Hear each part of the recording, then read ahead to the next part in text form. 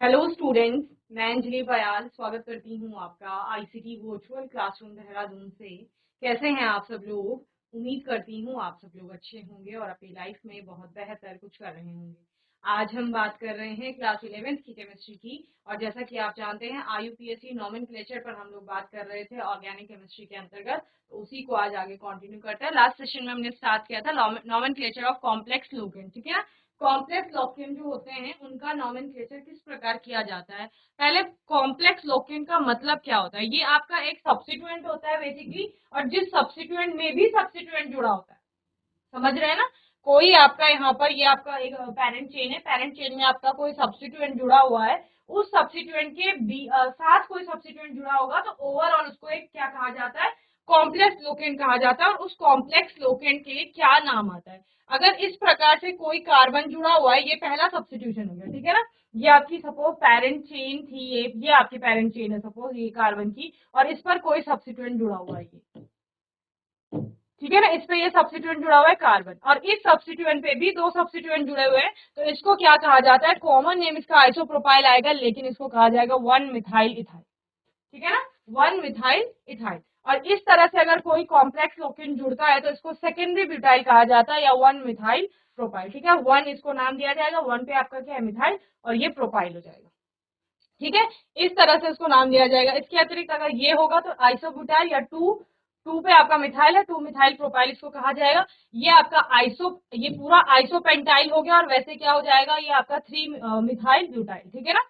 इस तरह से इनके नाम दिए जाएंगे। अदर देन दिस ये आपका टर्शरी ब्यूटाइल है, और इसको क्या कहा जाएगा? 1 डाइथाइल डाइमिथाइल इथाइल, ठीक है। और नियोपेंटाइल ये हो गया आपका 2 डाइमिथाइल प्रोपाइल, ओके। तो इस तरह से आप क्या करेंगे? नॉमेनक्लेचर करेंगे जो भी आपका कॉम्प्लेक्स लोकेंट आएंगे उनके लिए, ठीक है ना। Complex locant are written in square bracket. अगर कॉम्प्लेक्स लोकेंट के आपको नाम लिखना है तो उसको आप स्क्वायर ब्रैकेट के अंदर लिखेंगे। In complex locant di tri tetra etcetera should be considered in alphabetical order. Iso, neo, secondary are also considered in alphabetic order, ठीक है ना। आपने क्या कहा था? आपने कहा था जब हम एल्काइल की बात कर रहे थे या सब्स्टिट्यूएंट की बात कर रहे थे, तो वहां पे जो डाई ट्राई टेट्रा वर्ड आपके आते हैं तो वो आपका अल्फाबेटिकल ऑर्डर में नहीं आते, ठीक है। लेकिन जब आप इसमें बात कर रहे हैं कि हम ब्रैकेट में उसको लिख रहे हैं कॉम्प्लेक्स लोकेंट के लिए, तो वहां पर आप इनको कंसीडर करेंगे और अल्फाबेटिकल ऑर्डर वहां पर इनके लिए कंसीडर करेंगे, ठीक है ना। तो आईयूपीएससी name will be preferred over common name, ठीक है ना। कॉमन नेम के ऊपर हम क्या आईयूपीएससी को प्रेफर करेंगे। If two similar complex locants are present, then use this tris tetrakis. Okay, अगर आप सिमिलर कॉम्प्लेक्स लोकेंट आपको दिखाई दे रहा है तो आप तब डाई ट्राई यूज नहीं करेंगे, तब आप बिस 2 के लिए, ट्रिस आपका 3 के लिए आ जाता है, टेट्राकिस आपके लिए 4 के लिए आ जाएगा, ठीक है ना। डाई की जगह आप बिस यूज करेंगे, ट्राई की जगह ट्रिस, टेट्रा की जगह टेट्राकिस, ओके। तो इस तरह से यूज करेंगे। तो यहाँ पर जैसे आपका एग्जाम्पल दिया गया है, तो क्या है? ये आपकी कार्बन की श्रृंखला, 1 कार्बन, 2 कार्बन, 3 4 5 6 7 8 9 10 11, ठीक है ना। तो ये आपका 11 कार्बन की श्रृंखला है। इस कार्बन से 1 2 3 4 5, अगर यहाँ से हम नंबरिंग करते हैं तो 5वें कार्बन से एक कार्बन जुड़ रहा है, इससे इधर इधर इधर भी कार्बन जुड़, ठीक है ना। तो ये आपका क्या था? डायमिथाइल इथाइल था, डायमिथाइल और इथाइल, ठीक है ना। तो 1 डायमिथाइल इथाइल ये आपका क्या है? कॉम्प्लेक्स लोकेंट, और जिसकी पोजीशन क्या है? 5th नंबर के कार्बन से वो जुड़ रहा है। पहले तो आपने पेरेंट कार्बन चेन की नंबरिंग करनी है। ये आपकी पेरेंट कार्बन चेन है जो आपको इस तरह से दिखाई गई है, जिसमें मैंने आपको 11 कार्बन बताए। उसमें हमने श्रृंखला की नंबरिंग कहां से करनी है? जहां से ये जो सब्स्टिट्यूएंट है ये कम नंबरिंग पर आए, तो इस साइड से ये कम नंबरिंग पर आ रहा है, 5th नंबर के कार्बन पे आ रहा है, तो हमने यहीं से नंबरिंग करी, तो उसकी पोजीशन हो गई 5 हमने बताई। और 5 पर कौन सा सब्स्टिट्यूएंट जुड़ा है? आपका एक कॉम्प्लेक्स लोकेंट जुड़ा है, और उस कॉम्प्लेक्स लोकेंट का नाम क्या है? वो कॉम्प्लेक्स लोकेंट क्या है? ये 5वें नंबर का कार्बन है श्रृंखला का, ये वाला कार्बन। इससे यहाँ पर कार्बन जुड़ा है, इससे एक कार्बन, एक कार्बन इधर और एक कार्बन इधर जुड़ा है, ठीक है। तो इस कार्बन की श्रृंखला का आपने क्या करना है? अब ये जो कॉम्प्लेक्स लोकेंट है इसका नामकरण करना है, और इसके लिए हमने अभी नाम क्या देखा था, डाई मिथाइल इथाइल, हमने इसके लिए नाम देखा था। तो डाई मिथाइल इथाइल कैसे हो गया, इस कार्बन की चेन का भी हमने क्या कर देना है, आपका इस तरह से नंबरिंग कर दी हमने, ठीक है ना। तो 1 2 हमने इसको नंबरिंग दे दी। तो 1 पर अब क्या क्या है, 1 पर आपके दो ग्रुप जुड़े हुए हैं, कौन कौन से, मिथाइल ग्रुप, ये भी मिथाइल है, ये भी आपका मिथाइल है। तो 1 1 मिथाइल, 1 1 डाई मिथाइल आप बोलेंगे, ठीक है। 1 1 डाई मिथाइल और इथाइल है, ये पूरा आपका दो सी आ रहे हैं ना इसमें, तो इथाइल हो गया। तो 1 1 डाई मिथाइल इथाइल, ये पूरा कॉम्प्लेक्स लोकेंट का नाम है। और इस 1 1 डाई मिथाइल इथाइल की पोजीशन क्या है, 5वीं, इसलिए हमने यहाँ पे 5 लिखा है। तो 5 1 1 डाई मिथाइल इथाइल अनडेकिंग, वो क्या बता रहा है कि ये 11 कार्बन की आपकी स्ट्रिंग है, ठीक है। इसके अलावा अगर सेम ये 1 1 डाई मिथाइल इथाइल किसी और पोजीशन पर भी आ जाएगा, तब दो 1 1 डाई मिथाइल इथाइल हो जाएंगे, तब आप उसके लिए बिस यूज करेंगे। क्या यूज करेंगे बच्चे, बिस।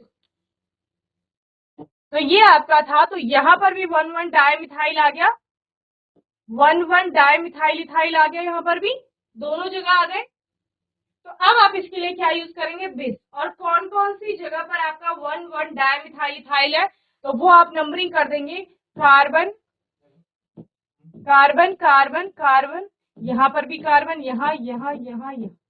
नंबरिंग कहाँ से करेंगे, जहां से ये सब्स्टिट्यूएंट, जहां से आपका नंबरिंग कम हो, ठीक है ना, कम नंबर पर ये सब्स्टिट्यूएंट पड़े। तो 1 2 3 4, फोर्थ पर ये आएगा और फिफ्थ पर ये। तो 4 और 5 पर आपका क्या है, 1 1 डाई मिथाइल इथाइल ग्रुप है, ठीक है ना। तो आप उसको क्या कहेंगे, बिस यूज करेंगे, क्योंकि दोनों जगह आपके कॉम्प्लेक्स लोकेंट आ रहे हैं और सेम है, तो जब दो हो जाएंगे तो उसके लिए बिस आ जाएगा।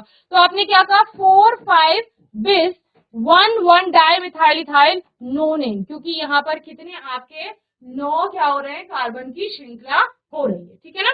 तो इस तरह से आप क्या करेंगे, इनका नॉमेनक्लेचर करेंगे। तो ये बेसिक रूल्स है, यहाँ पर कुछ कंपाउंड दिए गए हैं, इनका नॉमेनक्लेचर आपको करना है।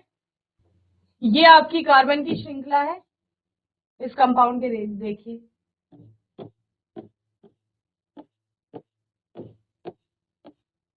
ठीक है। और ये आपका पूरा क्या है, सब्स्टिट्यूएंट, कैसा, कॉम्प्लेक्स लोकेंट जिसे आप कहें, ठीक है। अब क्या करना है, इस जनक श्रृंखला को, ये पीसीसी है आपकी, पैरेंट कार्बन चेन, इस पैरेंट कार्बन चेन की जनक कार्बन श्रृंखला की नंबरिंग करनी है। 1 2 3 4 5 पर ये यहाँ पर आ रहा है, 6 7 8 9, ठीक है ना, 1 2 3 4 5, तो दोनों साइड से वो 5 पर ही आ रहा है ना। तो आप किसी भी साइड से आपका नंबरिंग कर लीजिए। तो 5 लिखेंगे आप, 5 पर कॉम्प्लेक्स लोकेंट है, और कॉम्प्लेक्स लोकेंट आपका क्या है, देखो, एक कार्बन ये है, एक ये है, और एक ये है, एक ये, ठीक है। तो यहाँ पर भी आपको बेसिकली कार्बन की चेन ही चुननी है। तो 1 2 3, 3 कार्बन ले रहे हैं हम, और इसको पहला कार्बन मान ले, तो इस पर एक मिथाइल ग्रुप जुड़ा हुआ है, तो यानी कि ये होगा आपका 1 मिथाइल, ठीक है। और 1 2 3, 3 कार्बन है, एल्काइल ग्रुप है, तो प्रोपाइल। 5 1 मिथाइल प्रोपाइल, और इसको स्क्वायर ब्रैकेट में लिखना है, जैसे कि मैंने आपको बताया था। और 1 2 3 4 5 6 7 8 9 नोनेन आपका आ जाएगा, ठीक है। तो ये इसका क्या हो जाएगा, आईयूपीएसी नेम हो जाएगा, 5 1 मिथाइल प्रोपाइल नोनेन, ओके। तो इस तरह से आप जो भी आपके कंपाउंड्स हैं उनका नॉमेनक्लेचर कर लेंगे, ठीक है। चलिए,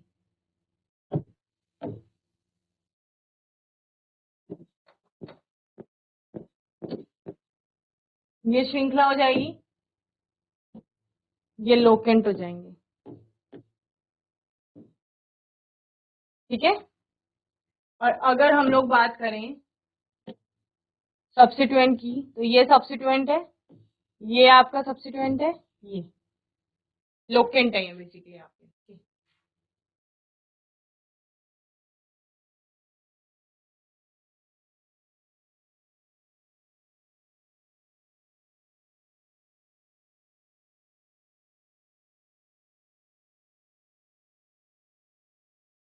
जिसका नाम क्या हो गया, 3 4 डाई इथाइल 2 मिथाइल हेक्सेन। ठीक है ना, यहां से नंबरिंग शुरू कर देंगे 1 2 3 4 5 6। ठीक है ना, 3 और 4th पर आपका क्या है, इथाइल ग्रुप है, तो 3 4 डाई इथाइल, और 2 पर आपका क्या है, मिथाइल ग्रुप है, 2 मिथाइल और 6 कार्बन की श्रृंखला, हेक्सेन इसका नेम हो जाए। ओके, चलिए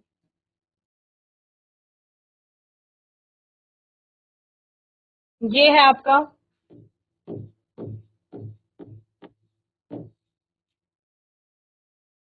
कॉम्प्लेक्स लोकेंट, क्या नाम हो जाएगा, 3 इथाइल 2 2 डाई मिथाइल हेक्सेन। ये आपका कंपाउंड हो जाएगा, देखो साइक्लोहेक्सेन है। ठीक है, ये आपका कौन सा ग्रुप है, 2 2 डाई मिथाइल इथाइल। ठीक है ना, या इसको आप 1 2 कहेंगे तो 1 1 डाई मिथाइल इथाइल। ठीक है ना, 1 1 डाई मिथाइल इथाइल, और उसकी पोजीशन भी 1 है आपकी, तो ये हो जाएगा 1 1 डाई मिथाइल इथाइल और साइक्लोहेक्सेन। ठीक है ना, 1 1 1 di methyl ethyl cyclohexane.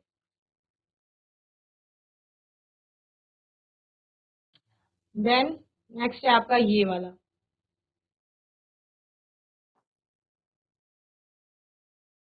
Same compound है आपका, यहाँ पर 1 methyl ethyl 1 1 methyl ethyl cyclohexane. ठीक है, ये है आपका 1 ethyl cyclohexane. Cyclo word use करेंगे, क्या है आपका primary prefix, 1 ethyl 1 methyl cyclohexane, 1 ethyl 3 methyl cyclohexane. ये क्या हो जाएगा,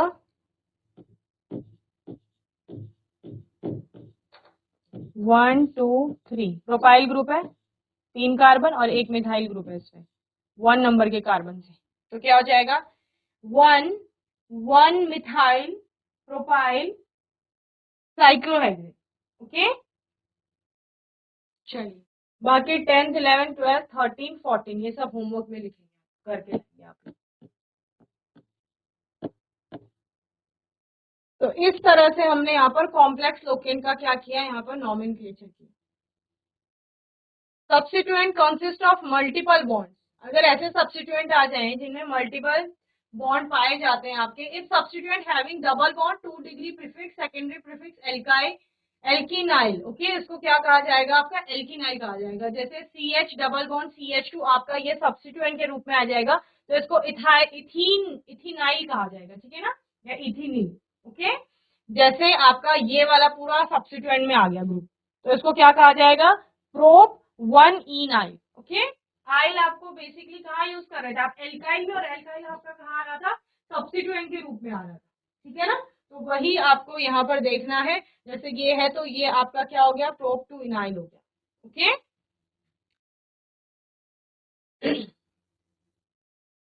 ये आपका साइक्रोप्रोप 2 इनाइल,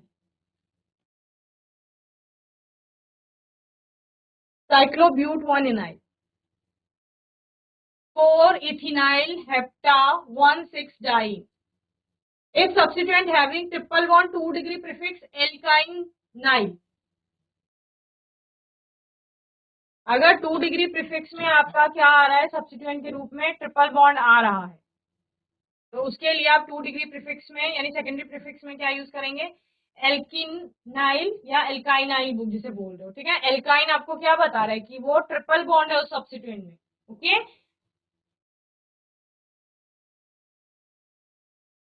जैसे अगर C ट्रिपल बॉन्ड CH आ रहा है तो वो इथाइनाइल, 2 कार्बन का है ना, अगर यहाँ पर ट्रिपल बॉन्ड मिल रहा है आपको देखने को, तो ये क्या है आपका prop 1 yl. If substituent attached to parent carbon chain by multiple bond 2 degree prefix क्या हो जाएगा, एल्काइलिडीन हो जाएगा। If substituent attached to parent carbon chain by multiple bond, अगर वो सब्स्टिट्यूएंट कार्बन चेन से ही आपका मल्टीपल बॉन्ड से जुड़ा है तो उसको एल्काइलिडीन कहा जाएगा आपका, अगर ऐसा है तो। ठीक है ना, जैसे ये सब्स्टिट्यूएंट के रूप में आ रहा है लेकिन डबल बॉन्ड से पेरेंट चेन से जुड़ रहा है, तो इसके लिए मिथाइलिडीन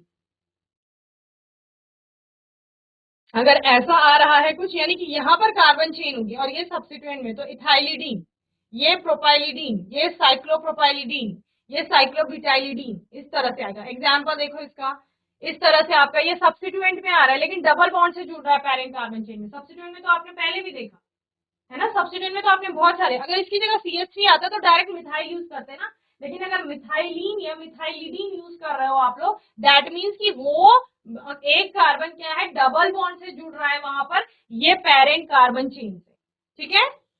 जेमिनल और विसिनल, विसिनल और जेमिनल में क्या डिफरेंस है?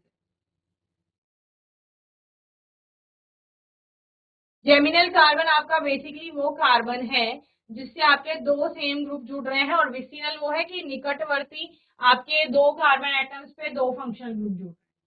ठीक है ना। तो इस तरह से, जैसे यहाँ पर क्वेश्चन है C3H6Br2, how many gem dibromide are possible, और and how many vicinal dibromides are possible. तो जेमिनल डाइब्रोमाइड इस तरह से कि सेम कार्बन एटम से दोनों आपके ग्रुप जुड़ रहे हैं, ये भी जेमिनल होगा, सेम कार्बन एटम से आपके जुड़ रहे हैं, और विसिनल में एक ही बन पाएगा आपका। ठीक है। अगर आप इस Br को इधर ले आएंगे तब भी वो सेमी कंपाउंड है। और नॉमेनक्लेचर ऑफ इपॉक्सी, इपॉक्सी का नॉमेनक्लेचर किस प्रकार से किया जाता है, जहां पर आपका ऑक्सीजन जुड़ा हुआ है एक, और अलग अलग कार्बन एटम से उसको इपॉक्सी यूज कर रहे हैं। देखो किस तरह का आपका कंपाउंड बन रहा है। तो ये है आपका जैसे 1 और 2 इपॉक्सी इथेन, तो यानी कि 1 और 2 जो आपके कार्बन है उनसे वो ऑक्सीजन जुड़ा हुआ है, तो इसको 1,2 इपॉक्सी कहा जा रहा है। 1,2 इपॉक्सी प्रोपेन, तो यानी पहले और दूसरे कार्बन, पहले और दूसरे कार्बन के बीच ऑक्सीजन है, और ये आपका तीसरा वाला कार्बन है। ठीक है। तो इसको 1,2 इपॉक्सी प्रोपेन कहा जा रहा है। प्रोपेन क्या होता है, 3 कार्बन की श्रृंखला, ये वो आपका हो जाएगा 2,3 इपॉक्सी ब्यूटेन। ओके। एंड 2,4, 2 और 4 के बीच में ऑक्सीजन है, 2,4 epoxy pentane. and this one 2 3 and 4 5, 2 3 and 4 5 epoxy, okay, hexane. Now UPSC naming of functional groups, अब जो हमारे फंक्शनल ग्रुप्स आते हैं, मेन फंक्शनल ग्रुप, उनका नामकरण किस प्रकार से किया जाता है। ठीक है ना।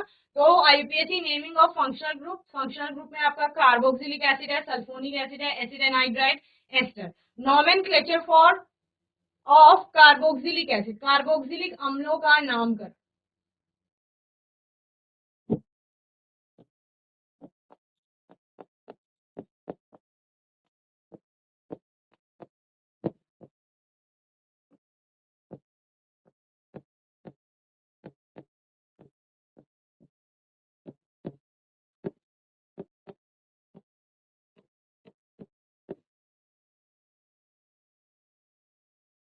चलिए, कार्बोक्सिलिक अम्ल समूह आपका ये है COOH, जिसमें बेसिकली होता क्या है, कार्बन से एक ऑक्सीजन डबल बॉन्ड के साथ है और एक ऐसे OH के रूप में जुड़ा हुआ है।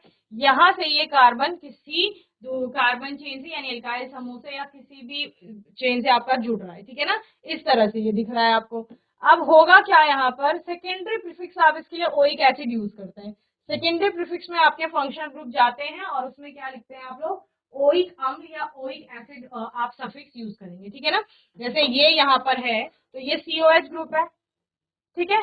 COH ग्रुप का जो कार्बन है वो भी पैरेंट कार्बन चेन में उसका कार्बन क्या होता है हम कंसीडर करते हैं, यानी कि एक कार्बन एटम उसको भी हम लेते हैं। ठीक है ना।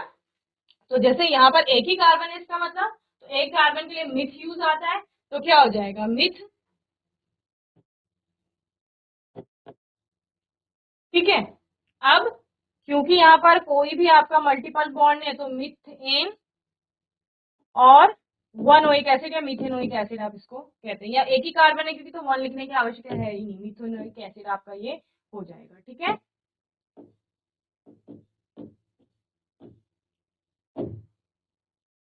अब ये वाला है जैसे, तो ये क्या है, ये इथेनोइक एसिड, इसमें अब 2 कार्बन हो गए ना, ये है आपका। तो इस तरह से आप इसकी नंबरिंग करेंगे कि जो फंक्शनल ग्रुप है वो नजदीक आपका पड़े।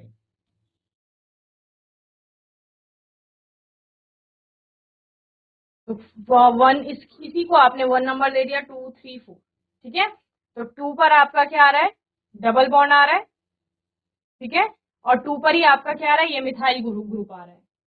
तो आपने क्या लिख दिया, 2 मिथाइल ब्यूट, ब्यूट है आपके 4 कार्बन की श्रृंखला है, 2 और 3 के बीच में डबल बॉन्ड, यानी 2 से आप इसे बताएंगे 2 इन ओइक एसिड, ओके।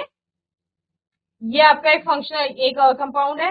1 2 3 4 इसकी नंबरिंग की है। अब देखिए 1 कौन सा कार्बन है, कार्बोक्सिलिक समूह का कार्बन है, 2 पर कुछ नहीं है, 3 पर आपका ये जो आपका साइक्लोप्रोपीन है वो आ रहा है, इनाइल, ठीक है ना। जब सब्स्टिट्यूएंट में आपका डबल बॉन्ड चला जाएगा तो आपने इनाइल से ही उसको पढ़ा था, ठीक है ना, डबल बॉन्ड वाला।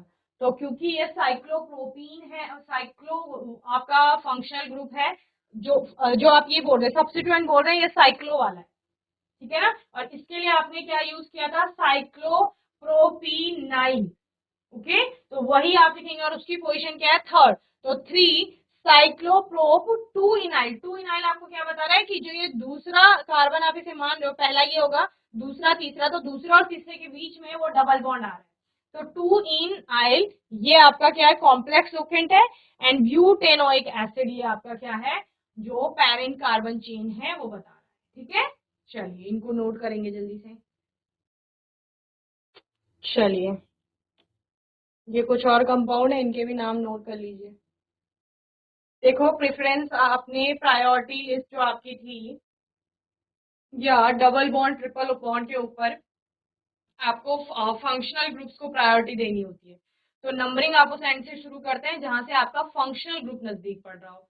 तो कार्बोक्सिलिक एसिड को आप ऐसा ग्रुप पढ़ते हैं कि जिसकी प्रायोरिटी सबसे अधिक है, यानी कि उसको ही प्रायोरिटी देनी है। तो आपने नंबरिंग किस एंड से शुरू करी, जहां से आपका वो फंक्शनल ग्रुप है जो वो नजदीक पड़ रहा है। Now nomenclature of di carboxylic acid, अगर 2 कार्बोक्सिलिक अम्ल समूह आ गए कहीं पर तो तब उसका नॉमेनक्लेचर आप कैसे करेंगे, ठीक है ना। तो यहाँ पर लिखा गया है number of N number of आपके CH2 ग्रुप्स हो सकते हैं यहाँ पर, और यहाँ पर COH और COH आपके 2 समूह है। जनरल मॉलिक्यूलर फॉर्मूला ये आपका हो गया है, ठीक है ना। तो एन की वैल्यू अगर 1 है तो उसको आप क्या कहेंगे, मेलोनिक एसिड कहेंगे। ऑक्सैलिक एसिड का मतलब एन की वैल्यू 0, यानी कि CH2 है ही नहीं, COH डायरेक्ट जुड़े हुए हैं आपस में, ओके। मेलोनिक एसिड मतलब एक CH2 समूह है। सक्सीनिक एसिड मतलब 2 CH2 यूनिट आ गई। आपका ग्लूटारिक एसिड में आपके 3 CH2 यूनिट्स आ गई। एडिपिक एसिड में 4 आ गए हैं। पीमिलिक एसिड में आपके 5 आ गए हैं, और सुबेरिक एसिड में आपके कितने आ गए हैं, 6 आ गए हैं, ठीक है। चलिए ये कुछ कंपाउंड है, इनका नॉमेनक्लेचर करना है। तो ये ऑक्सैलिक जिसको आपने कहा, इस तरह से आप नॉमेनक्लेचर करेंगे।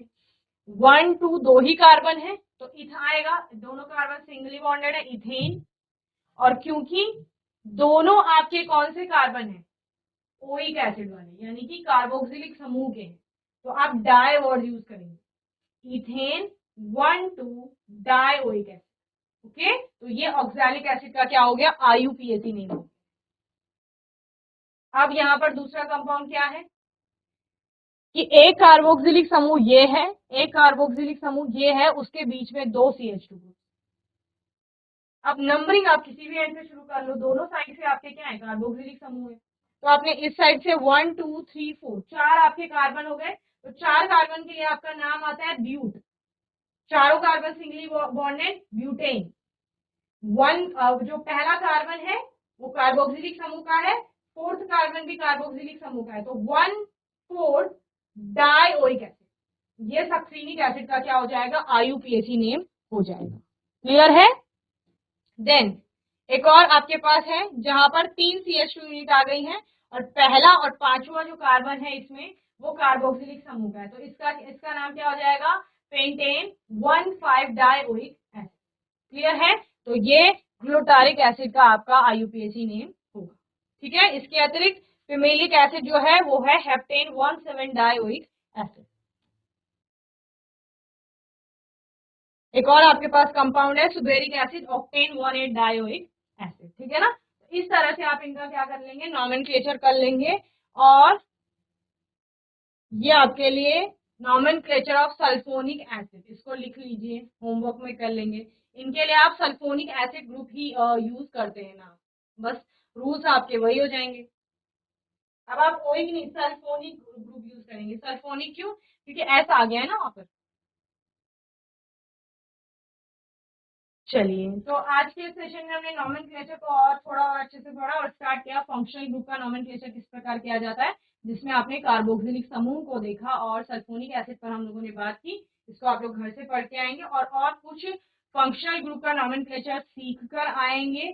फिर आने वाले सेशन में हम इसे आगे कंटिन्यू करेंगे और तब तक के लिए आईसीटी वर्चुअल क्लासरूम से जुड़ने के लिए धन्यवाद।